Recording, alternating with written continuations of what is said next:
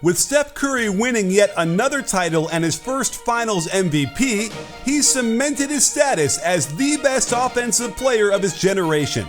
The 2022 NBA playoffs allowed him to put on display all of his skills, demoralizing one defender after another, throwing their arms up in desperation, knowing how futile it was to try and defend Mr. Curry.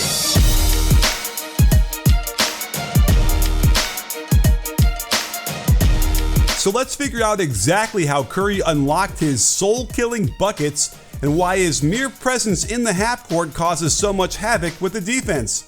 First off, he lets the clever offense of the Warriors do some of the work for him. In their low post split action, the basic idea is that the post passer sets a screen above the elbow for Curry, who can come around open for an easy catch and shoot.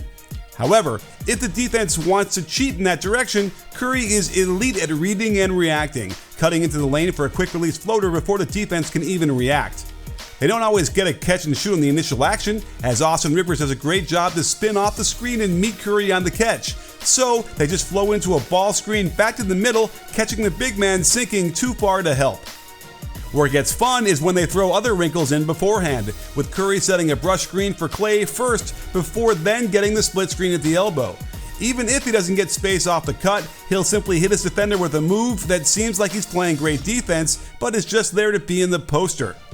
Here's an even better wrinkle, as Curry first sets the cross screen to get the low post open for the catch, then he turns around and sets a back screen for Wiggins at the free throw line. Notice how Curry's man has to move in the direction of the cutter for a step, putting him behind the play, as the post entry passer comes to the screen at the elbow. This gets him an extra step of space to turn the corner for an easy mid-range shot. And I love how this starts out as pinch post on the other side, as everyone breaks into their assigned movements, and the low post even adds a dribble handoff at the end, which allows Curry to attack off the dribble for the floater. But the soul-killing shots are what bend the defense so out of shape, as the entire defensive unit is afraid of what he can do from all over the floor. And in this year's playoffs, there were easily 30 shots where the defense just had to hang their head and trot back down to the other end. I noticed that so many of these kind of momentum-killing shots happened when the score was close, and how they usually gave the team a huge boost of momentum. There were quite a few runs against the Warriors during this playoff that required a superhuman effort to stop. So they turn to Steph, hand him the ball, and say, "Save us." And I can't get over how often he was successful, considering the degree of difficulty was off the charts. Even though the Warriors had their backs against the wall a few times in these playoffs, the quiet confidence Curry walked around with meant he wasn't going to let them fail.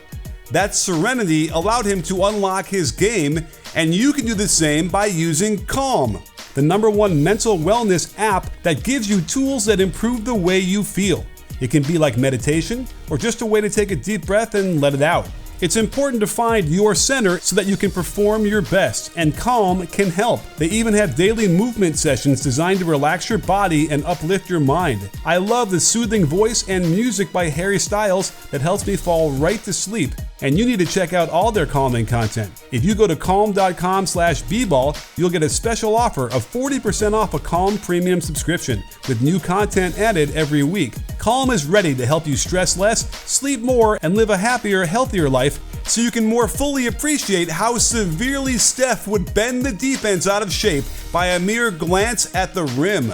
It was remarkable how easy and how often he'd get guys flying by on the slightest shot fake or eye gaze to the hoop.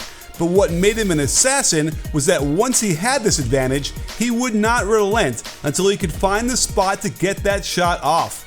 While the defense had no choice but to elevate in the air to contest his superhuman shooting, it also led to a lot of buckets when they simply could not keep up. And while these kind of contests were designed to run him off the line, it was remarkable to see how often he would actually stay behind the line while still eluding the defender to get clean looks off from deep. And we can't forget the Harlem Globetrotters-like aspect to their offense, as his teammates would continually pass up open shots to help him find a look with a quick handoff as he came around on a full sprint. These are the shots that made you wonder how it was possible that defenders could fall asleep while guarding the best guard on the court. But it's just human nature to relent a little bit after he drives and kicks out, thinking that you've done your job and are safe.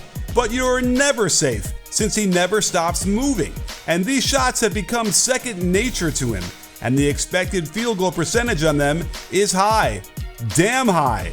Then you throw in his ability to cut back door to the hoop because his man is so concerned with him going to the ball, and it's no wonder he's posting the kind of scoring and true shooting numbers that hardly anyone in the history of the NBA has ever attained, which should put to rest any naysayers out there that want to say Curry doesn't perform well enough in the playoffs. These are professional defenders out there that he's making look silly, all while he's getting layups as the most scrutinized player on the court.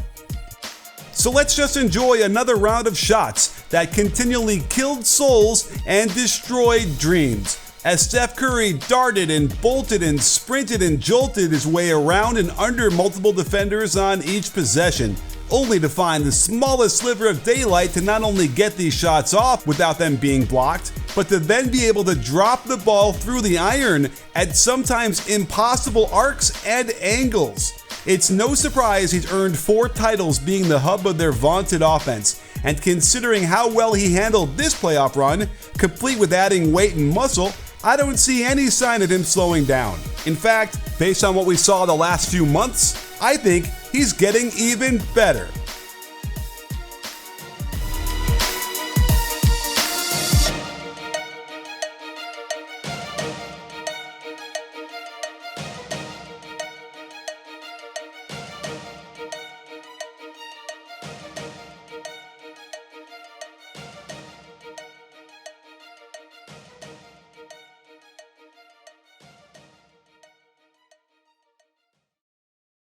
Hey sports fans, Coach Nick here, and I wanted to get on the camera just to thank you guys for being in the conversation all season long. Incredible storylines, lots of great videos, lots of great comments. Love doing live shows with you guys and interacting. And don't worry, I'm not going to go into hibernation for the off season. There is so much more to do, and in fact, this is my busiest time of the year. We've got the draft, and I'm going to do some draft videos and show you what I think about some of the top draft prospects. We've got the free agency, which those are my best videos I do all year when I show you how these players will fit into their new teams. So that's going to be very, very exciting. We have the Summer League. We've got all sorts of live stuff. I'll get on the court and do some demos as well about skills and drills and all those kind of things as well. So please don't go anywhere. Smash that subscribe button if you already haven't done that. And don't forget, sports fans, at B-Ball Breakdown, it's not a channel, it's a conversation. You in?